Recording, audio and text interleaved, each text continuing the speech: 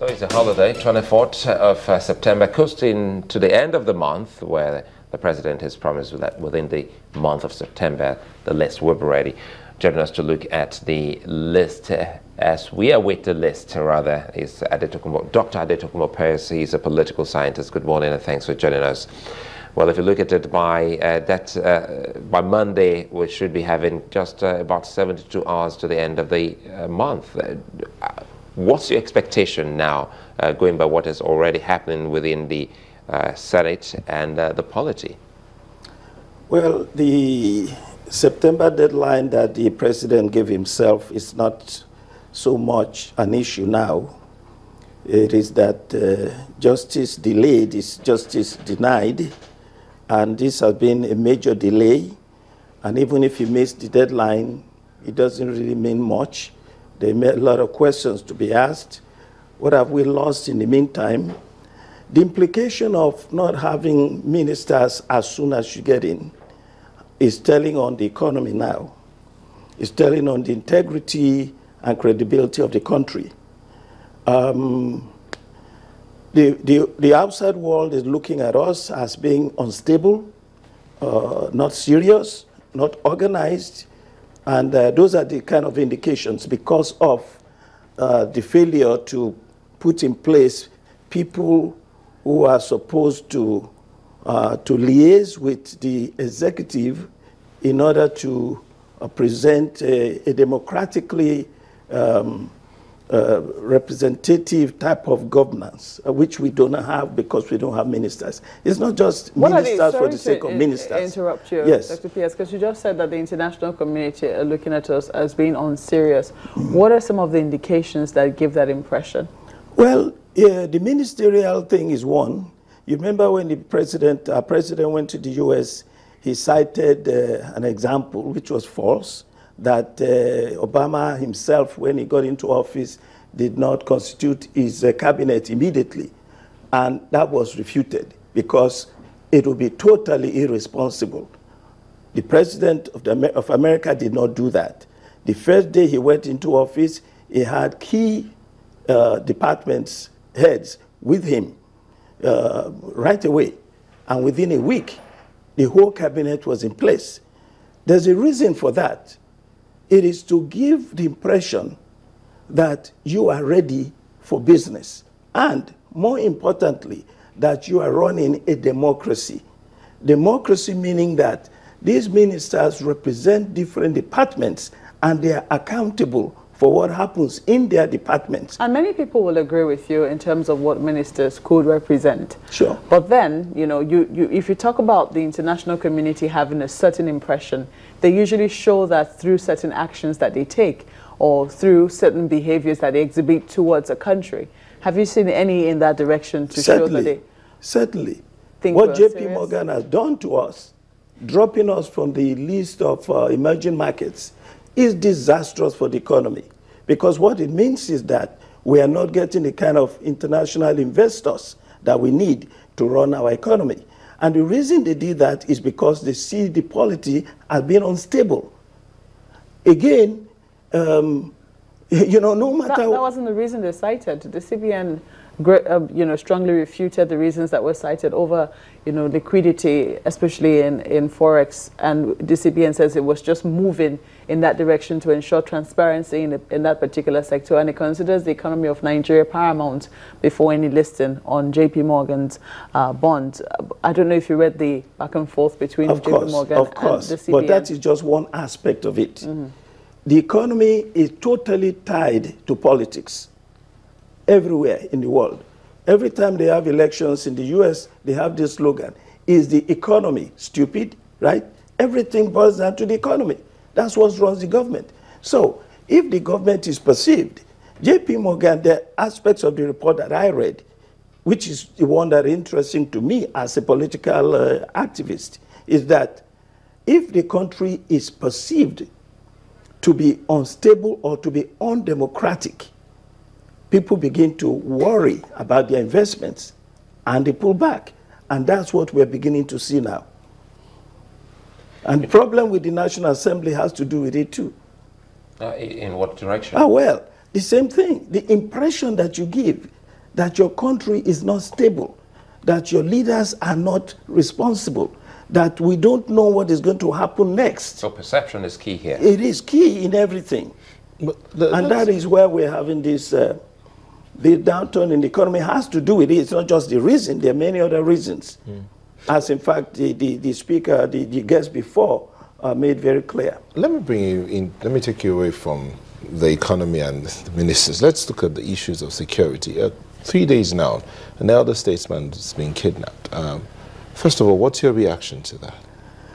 You know, this may sound controversial, but I feel that there's a political motive behind the kidnap.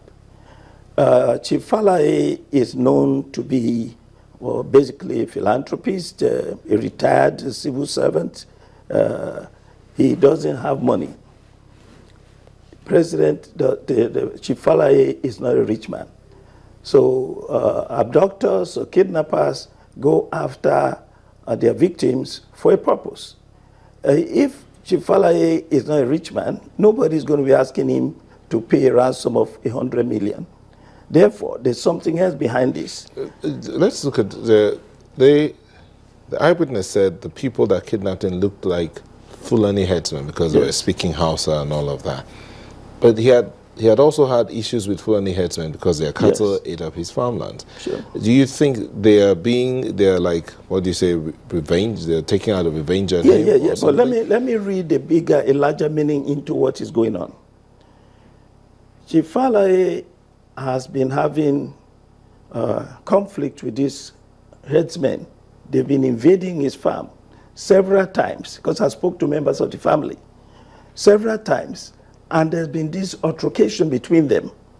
So it's part of what Chief Falae has been proposing by saying that the report of the National Confab should be considered for implementation. And he's been really forceful, vociferous in his argument for the president to take a look at that confab. The president has said clearly that he's not interested in looking at the report of the National Confab. Part of the issue of the National Confab... Did you hear the president say that? Oh, yeah, well, look, there are records. There are records. He said it many times, both at home and abroad. Can you recall one occasion where he said that? He said it times and times again, home and abroad. Even before he got elected, he said it was a waste of time and waste of money. That's the National Confab. But anyway, Chief Falae has been on his back to implement this. Part of what that entails is state police, state security. And in the report in newspapers just the other day, elected officials in Ondo State are saying the same thing, that this is the reason why they're arguing for state empowerment, decentralization of power, so that security can get to the grassroots instead of coming from the federal. That's part of the problem. So if Chief Falae has been so vociferous in his promotion of the implementation of the National Confab, and all of a sudden he's being kidnapped, again, with issues connected to these details of the confab, I think there must be a connection there. I'm sorry, I don't quite get that connection. It's a little muzzled up. The people who are you suggesting that he was kidnapped? Sure. Over, you know, the confab report which he's been pushing I think for? part of the reason he's been kidnapped is either to silence him, to blackmail him about this confab, that you should stop talking about this decentralization of power, this empowerment of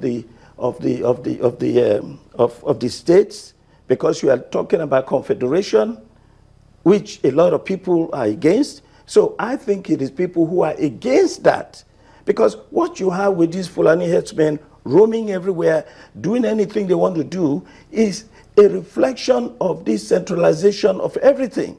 That if you are a Nigerian, you can come anywhere and do anything wherever you want.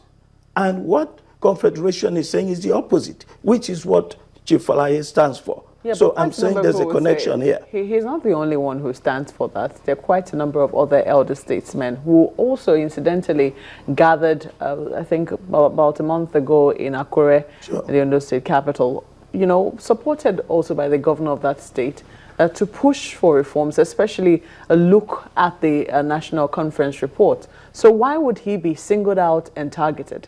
Well, somebody has to be first. He's the first. Who knows who's next? Who knows how far this is going to go? We need to talk about it now. We can't tie it to, say, the kidnap of, you know, journalists and their spouses. It has nothing to do with general state of If insecurity. you kidnap, there must be a reason. That's all I'm saying. If a journalist is kidnapped, that particular journalist, we need to look at that person and see what's behind the kidnap. You're not looking at it from the side of a criminal, a suspected criminal wanting to carry out a crime. You're looking at it from the political side. Why are you not looking at it from the side of someone who sits down and said, I want to take care because I want to make some money out of it? Why must it be political? I am looking at it from that perspective because, one, if you want to kidnap for money, you kidnap somebody who has money. Kidnapping Chief Falaye for 100 million or 90 million now ransom is not logical. That's my point. Secondly, in the context in which it happened, it is within the context of Fulani herdsmen roaming around, conflict that they've had before. So these are no strangers who came to kidnap him.